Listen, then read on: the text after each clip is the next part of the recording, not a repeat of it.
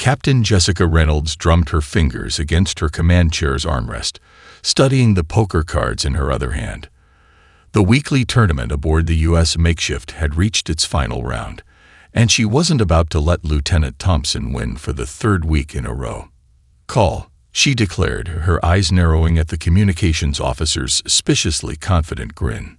The moment hung in perfect suspension, right until every alarm on the bridge decided to scream in unison.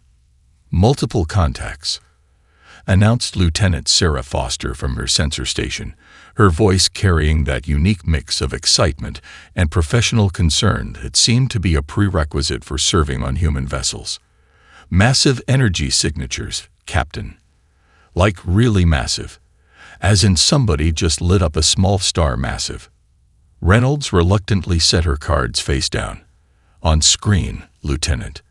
And somebody get me a fresh coffee while we're at it." The main view screen flickered to life, revealing what could only be described as a spacefaring work of art. Crystalline vessels, each larger than a small city, emerged from hyperspace in perfect formation. Their hulls seemed to capture and reflect starlight in ways that defied conventional physics, creating an aurora-like display that would have made any human-like show designer weep with envy.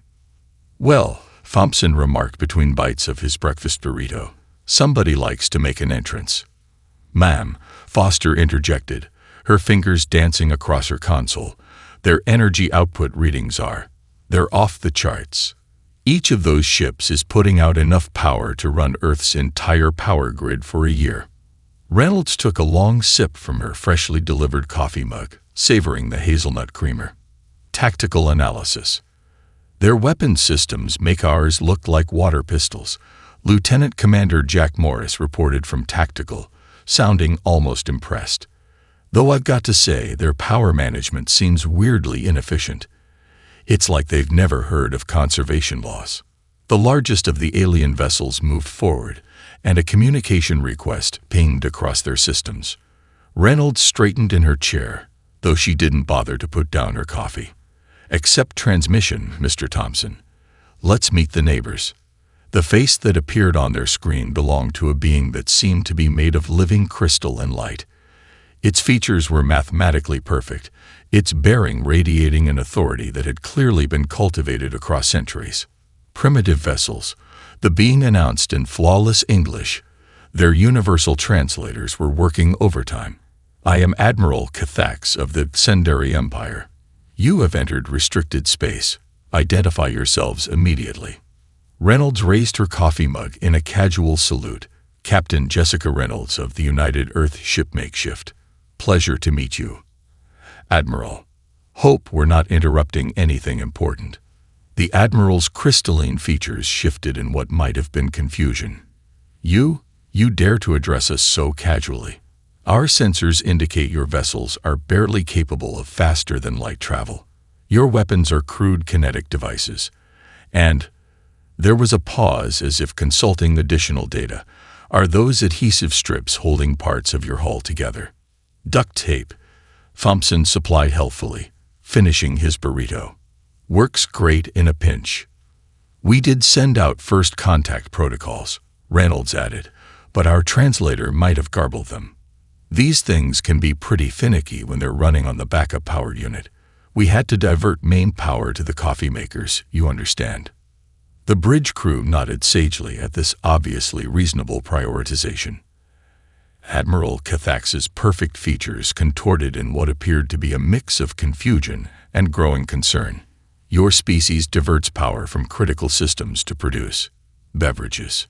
Only the important ones," Reynolds assured him. "Now, about this restricted space.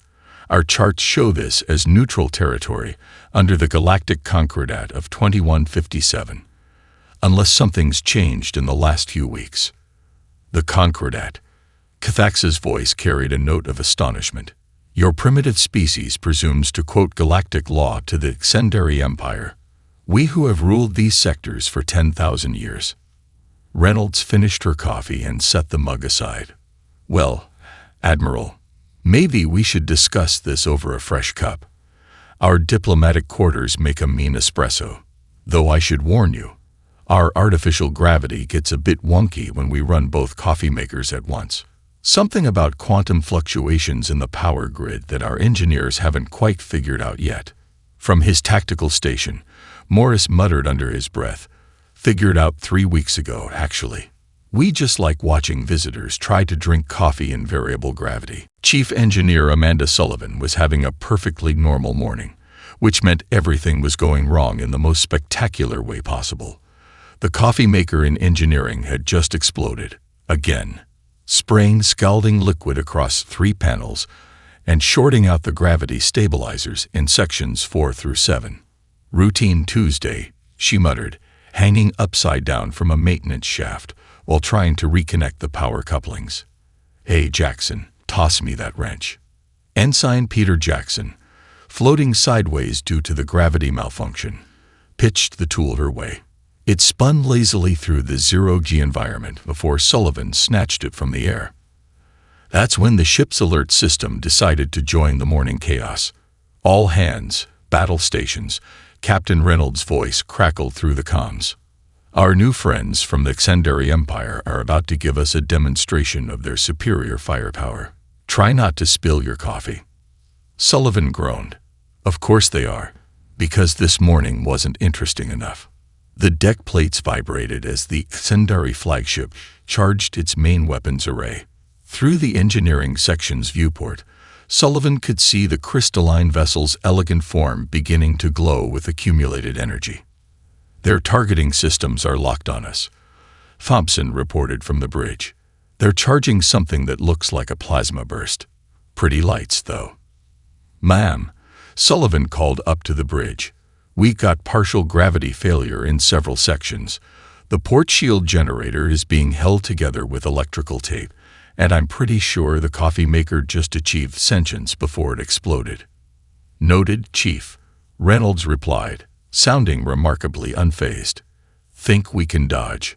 Sullivan did some quick mental calculations, factoring in their compromised systems and the strange flutter in the propulsion array she'd been meaning to look at. "Oh, definitely.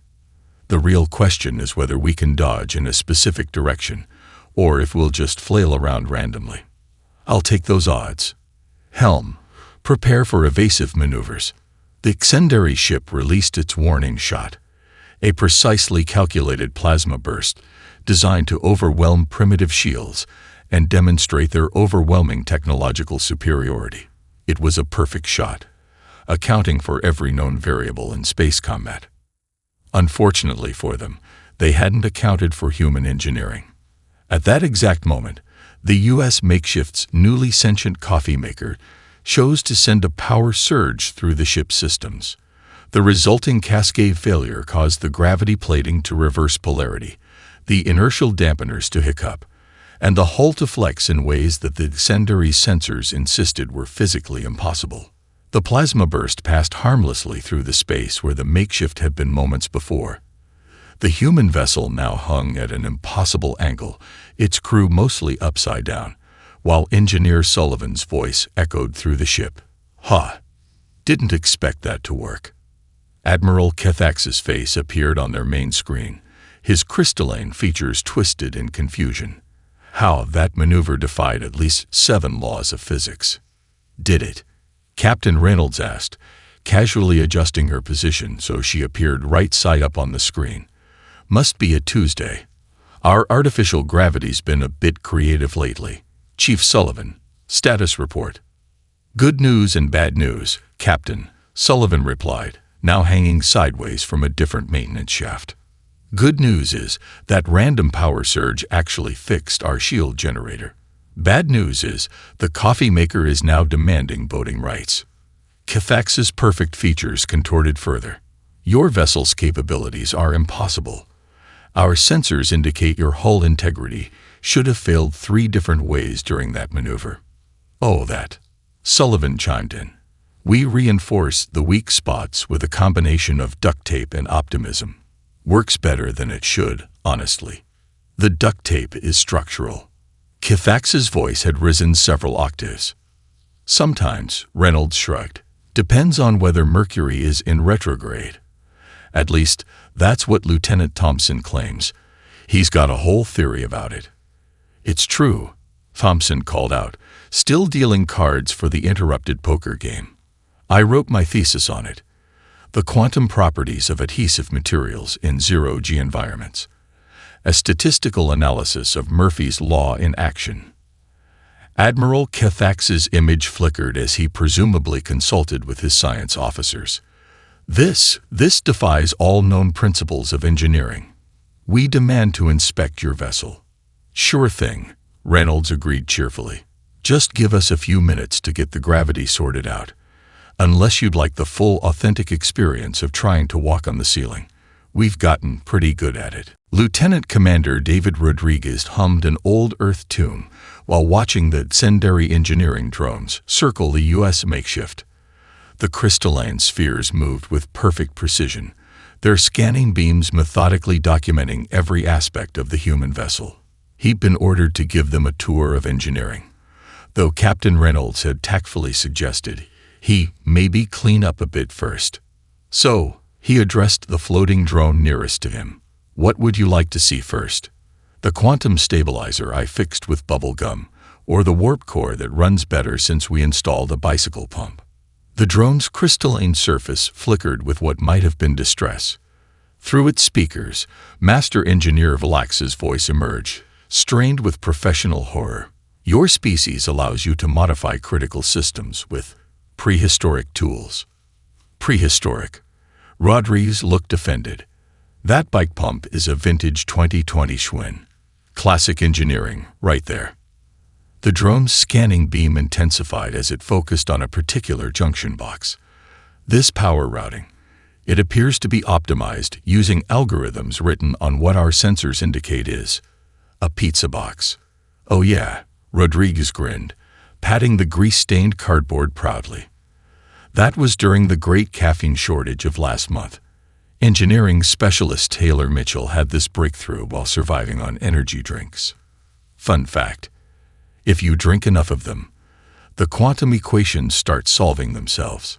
At that moment, Mitchell's voice echoed from inside a maintenance tube. Hey Dave, remember that update we did during the poker tournament? The one where we used cat videos to teach the computer about chaos theory. How could I forget? Best 48 hours of coding we've ever done. The Zendari drone spun in place, its perfect crystalline symmetry somehow conveying deep distress. You modified your artificial intelligence during a recreational activity, using feline visual data. Well, yeah, Mitchell emerged from the tube, covered in engine grease and grinning. Turns out cats are perfect for teaching AI about quantum uncertainty. Also, the computer really likes them. She purrs sometimes when we run diagnostics now. As if on cue, the ship's computer emitted a distinctly feline sound while displaying its status reports. Through the drone speakers, they could hear what sounded like multiple Zendari engineers having simultaneous existential crises.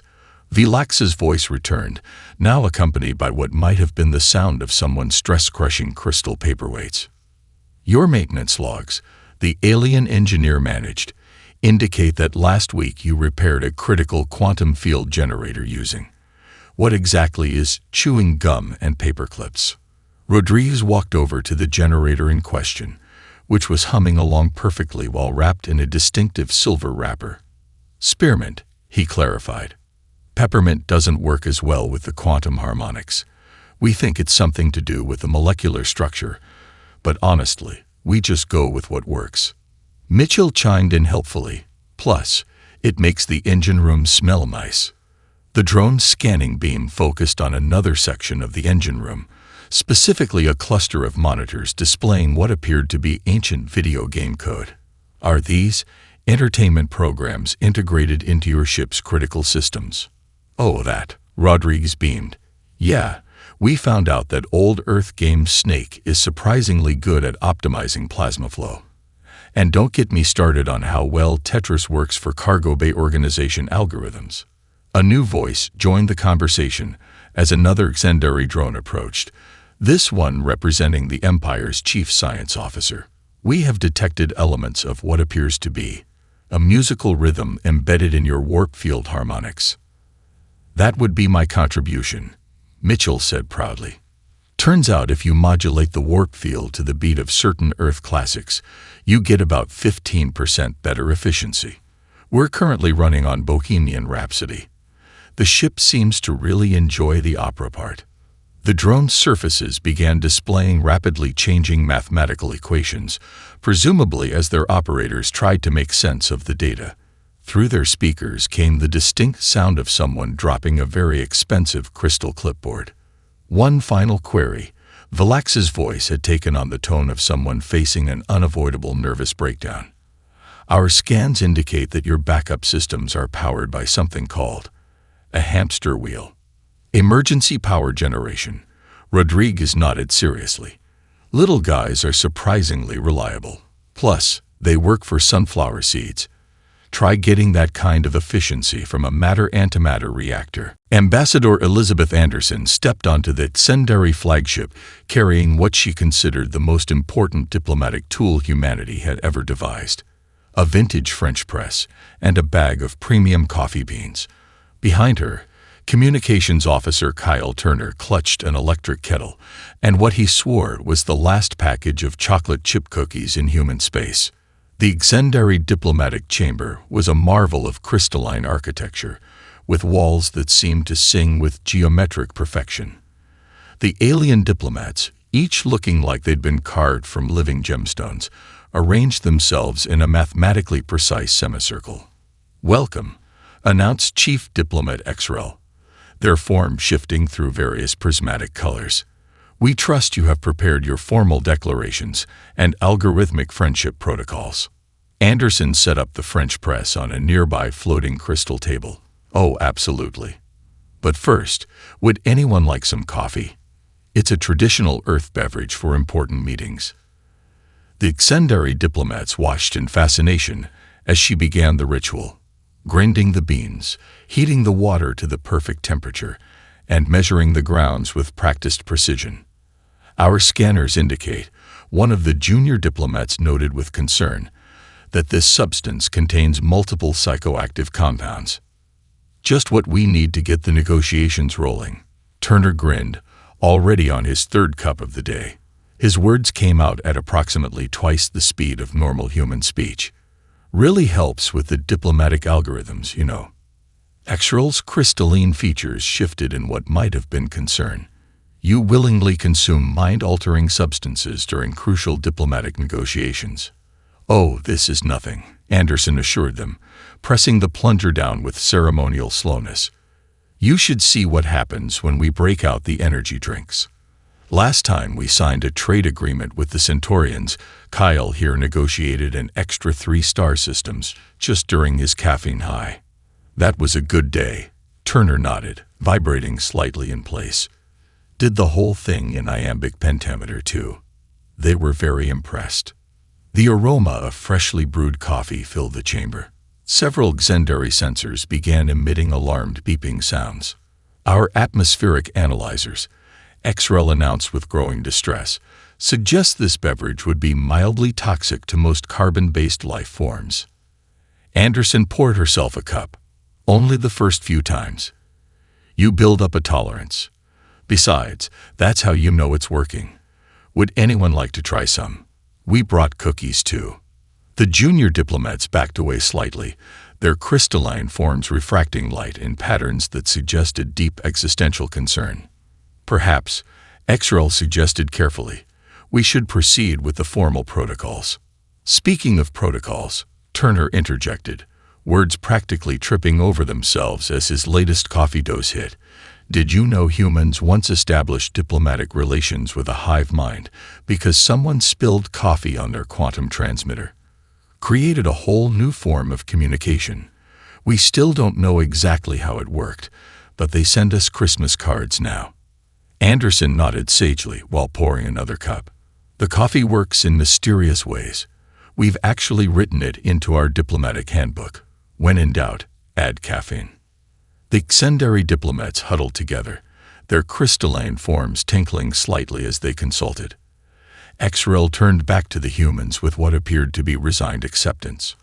"Our historical records," they announced, indicate that successful negotiations with new species typically follow strict mathematical progressions and logical protocols.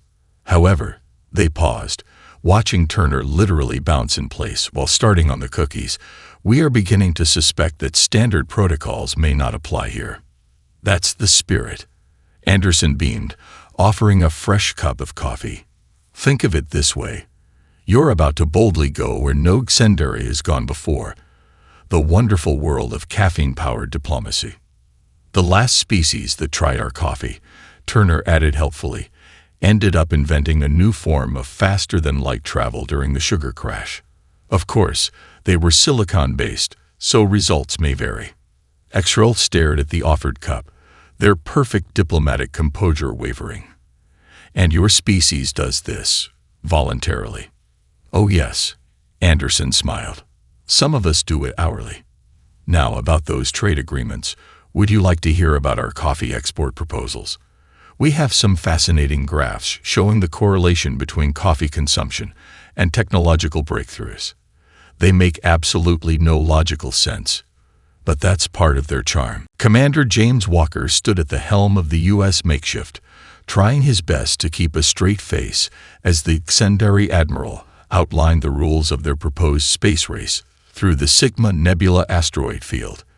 Next to him, Navigation Officer Rachel Martinez was already cracking her knuckles with barely contained excitement. The course, Admiral Kithax announced with crystalline precision, has been plotted through the densest section of the field.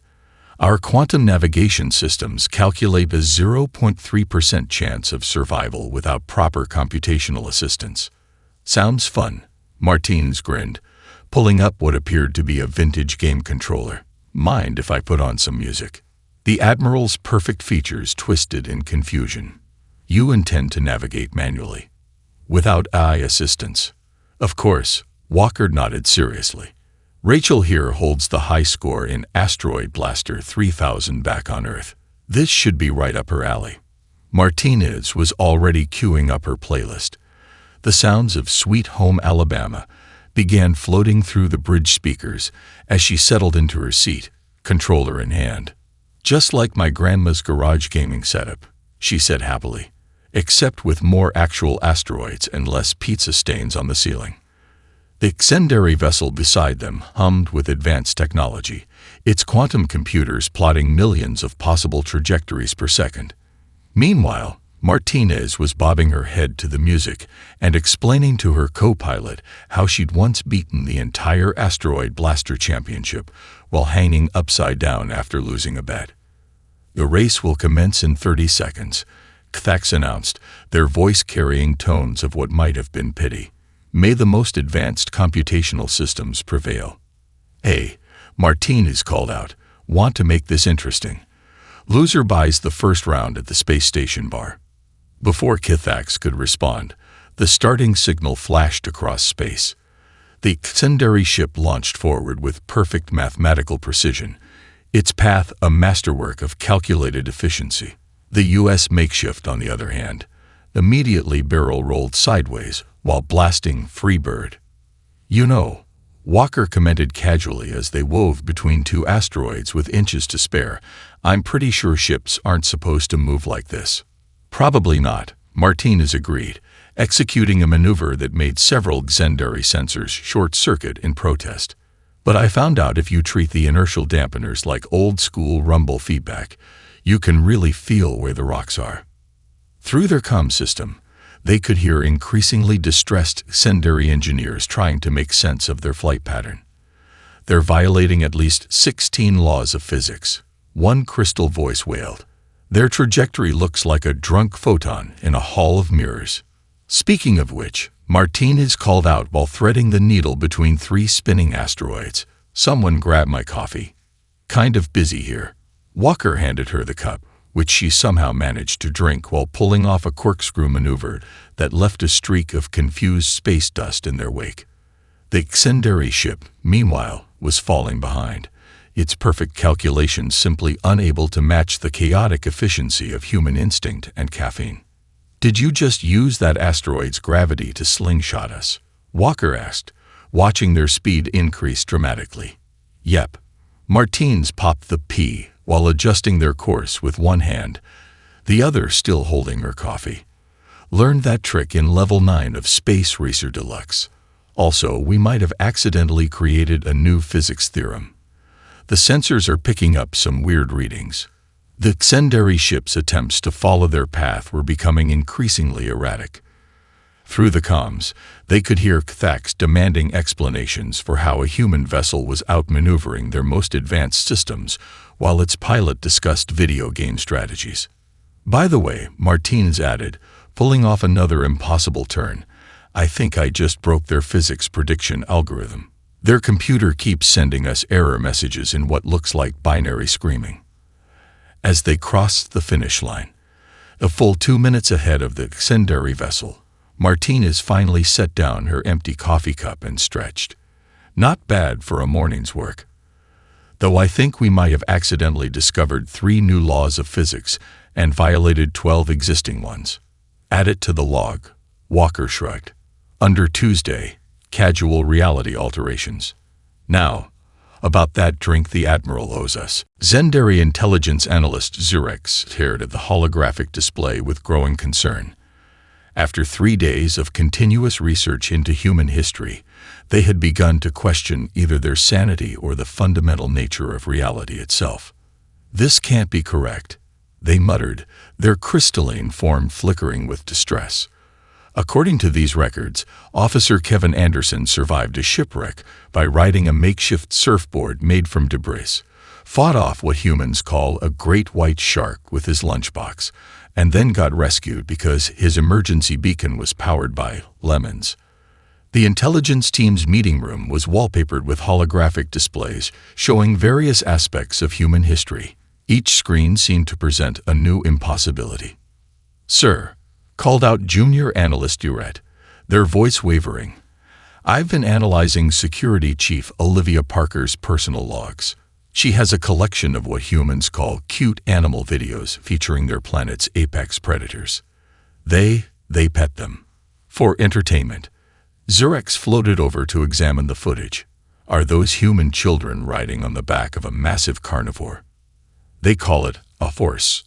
Sir, humans domesticated them thousands of years ago. For fun, they also keep smaller predators in their homes and call them cats and dogs." Another analyst chimed in, their crystal structure practically vibrating with anxiety. "Sir, you need to see this footage from their planet's historical archives. These humans are deliberately jumping out of perfectly functional flying machines for recreation. Skydiving." Zurex read from the database. "Apparently, they consider falling from great heights while relying on fabric to prevent their death to be relaxing." The room fell silent as they processed this information. On the main screen, a compilation played showing humans surviving increasingly improbable situations through what their records called dumb luck and stubbornness. "What about their planet itself?" Zurex asked, hoping for some sensible data at last. A senior analyst pulled up Earth's environmental records. "Sir, their homeworld. It's what we would classify as a death world. Extreme temperature variations, multiple active tectonic plates, regular atmospheric disturbances they call weather, and they'd survived no less than 5 mass extinction events. And they still live there. Not only that, sir, they have recreational activities specifically designed around these hazards. They climb the moving tectonic formations for fun. They surf on liquid water during storms. Some of them chase dangerous atmospheric phenomena called tornadoes to take pictures." Zurex's crystalline form pulsed with confusion. Surely their military training must be incredibly rigorous to produce such resilient beings. Another analyst pulled up footage from the U.S. makeshift's recreation room. "This is from yesterday, sir. These are their elite spaceship crews during what they call downtime." The footage showed several crew members engaged in something called a food-eating challenge, while others cheered them on. In the background, 2 engineers appeared to be testing how many rubber bands it would take to make a watermelon explode. And their technological development, Zurex continued desperately. Surely that follows some logical progression. About that, sir, the technology specialist brought up a timeline. They went from their first powered flight to landing on their moon in less than 70 years. They discovered nuclear fission and immediately thought, what if we use this for power? They invented computers and within decades were using them to share pictures of small animals with amusing captions. Zurek stared at the accumulated data, trying to find some pattern that would make sense of it all. What about their approach to space exploration? The room grew uncomfortably quiet before one brave analyst spoke up. They started by strapping themselves to controlled explosions, sir. And when that worked, they just kept making bigger explosions. Their first faster-than-light drive was reportedly invented because someone misplaced a decimal point in their calculations and got an unexpectedly successful result. Their current engineering methodology seems to be based on equal parts advanced physics, trial and error, and what they call hitting it until it works. Another analyst added, surprisingly effective, though our models can't explain why. Zurek looked around at their team of increasingly distressed analysts, each trying to make sense of a species that seemed to defy every logical progression of civilization they had ever studied. Perhaps, they suggested weakly, we should take a break. I believe I need some of that coffee substance the humans mentioned. For research purposes, of course. Science Officer Daniel Morrison was in the middle of explaining why coffee cup rings might hold the secret to quantum tunneling when every sensor on the U.S. makeshift lit up like a Christmas tree. The nearby star Proxima Centauri had decided to throw what he would later describe in his log as a stellar temper tantrum. Well, that's not good, he muttered, studying the readings while sipping his 8th coffee of the day. Hey, Medical Officer Brooks, come look at these numbers. Emily Brooks wandered over, somehow managing to simultaneously monitor patient readings, organize a ship-wide barbecue, and balance a plate of fresh-baked cookies. Those energy signatures look like my last attempt at making chili. Complete atomic chaos. The Xendary emergency broadcast cut through their conversation. Attention all vessels. Proxima Centauri showing signs of critical instability. Begin immediate evacuation procedures. Estimated completion time, 3 standard months.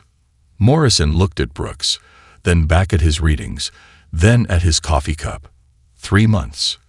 That's way too long. I've got a better idea. Does it involve breaking several laws of physics? Brooks asked, already knowing the answer. Only the ones that deserve it.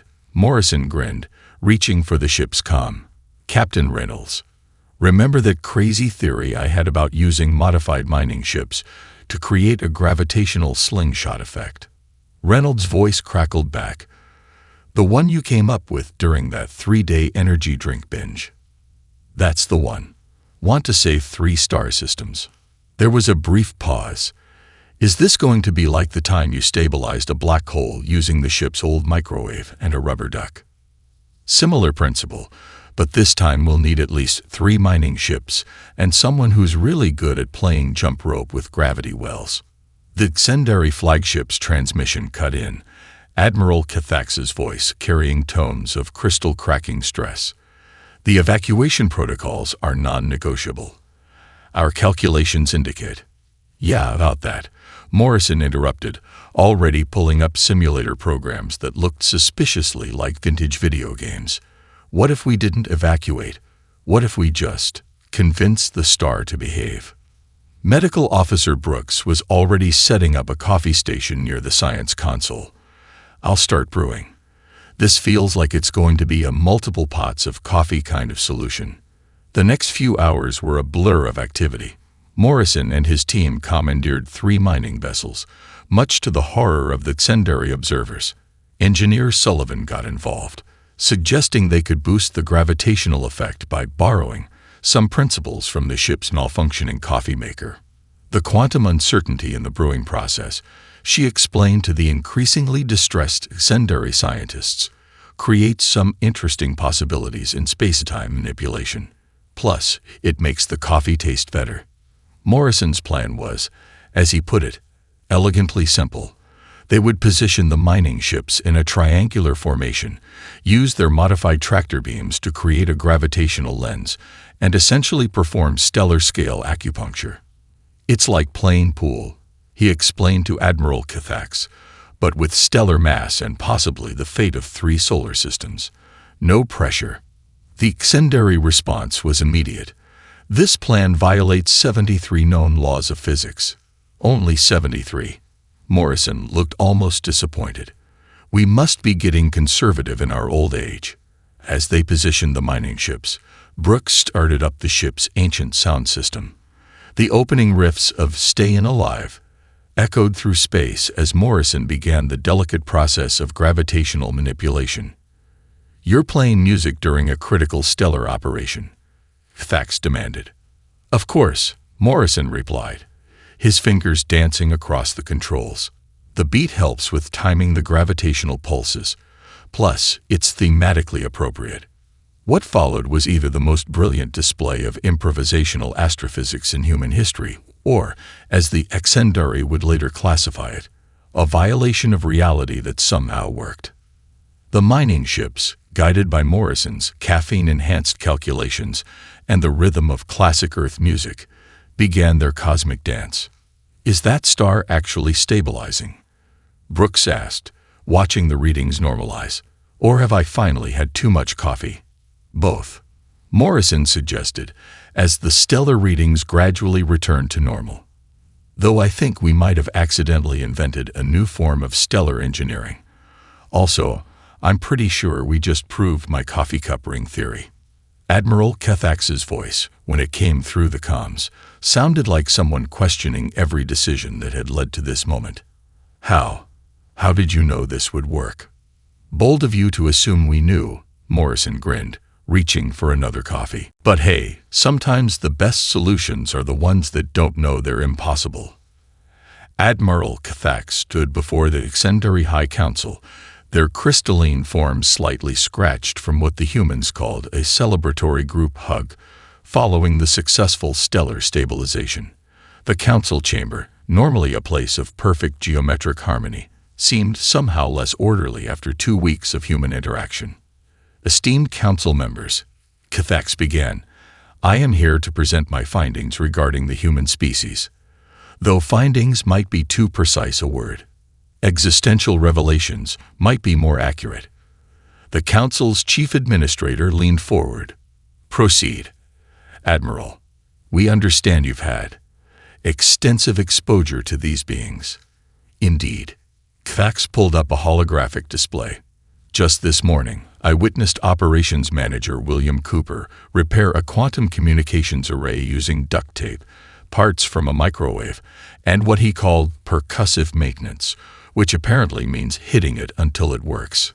The council chamber filled with concerned murmuring. "But that's not the most disturbing part," Cathax continued. "The repair worked. Not only did it work, but our engineers report a 15% increase in efficiency. They're still trying to understand how, though 3 of them have requested early retirement after watching the procedure." The display shifted to show footage from the U.S. makeshift's various encounters. "In just 2 weeks, they have revolutionized our understanding of stellar mechanics, proved that coffee cup stains contain quantum equations, and somehow taught our flagship's AI to appreciate something called dad jokes." "Surely," one council member interjected, "these must be flukes. Statistical anomalies." "That's what we thought at first," Cathax replied. "But then Captain Reynolds explained their philosophy to me. She said, and I quote, 'The universe has rules. We just treat them more like guidelines, really.'" The display showed clips of various human achievements: the stellar stabilization, the space race through the asteroid field, the diplomatic coffee ceremony that had somehow resulted in 3 trade agreements and a recipe exchange. Their engineering chief, Amanda Sullivan, described their technological development as throwing science at the wall and seeing what sticks. When I pointed out this wasn't a proper methodology, she showed me their success rate. "It's disturbing." Another council member spoke up. "Surely we can't allow such chaos in our ordered society." With all due respect, Cathax responded, I'm not sure we have a choice. This morning, they fixed our flagship's quantum drive by introducing it to something called rock and roll. The drive is now operating at 120% efficiency and occasionally plays guitar solos. The council chamber erupted in shocked discussions. Cathax waited patiently, sipping from what the humans had called a souvenir coffee mug, a habit they'd somehow picked up during the past 2 weeks. Furthermore, they continued once the chaos subsided. The humans have already established what they call a food truck in our main space station. They're selling something called fusion tacos, and yes, they somehow incorporated actual nuclear fusion into the cooking process. The waiting line currently extends through 3 decks. Your recommendation, Admiral? The chief administrator asked wearily. We must adapt, Cathax declared. The humans operate on a principle they call winging it, which appears to be a sophisticated methodology of controlled chaos. They've already offered to teach our engineers what they call the art of improvisation. Though I should warn you, the curriculum includes something called karaoke nights. The display showed one final image: the U.S. makeshift's crew sharing coffee and tacos with Zendari officers, all while Dr. Morrison explained how they might be able to use the coffee maker's quantum uncertainties to revolutionize faster-than-light travel. In conclusion, Cathax finished, I recommend we officially change humanity's designation from primitive species to approach with caution. Solutions may appear nonsensical. Also, we should probably start stockpiling coffee. I've developed quite a taste for it. The chief administrator was quiet for a long moment. And if we refuse to adapt, then we should prepare ourselves for a future where humans solve all our problems anyway, probably while humming what they call classic rock and using office supplies in ways that violate the laws of physics. As if to emphasize the point, the council chamber's lights flickered briefly. Through the station's communication system came Engineer Sullivan's voice. Sorry about that. Just upgrading your power grid with some spare parts and a rubber band. Don't worry, this should only take a minute. Oh, and does anyone want a coffee? We just installed a new maker that runs on quantum uncertainty. Cathax looked at their empty coffee mug, then back at the council. I believe the humans would say, if you can't beat them, join them. Now, if you'll excuse me, I believe it's my turn to bring donuts to the engineering exchange program.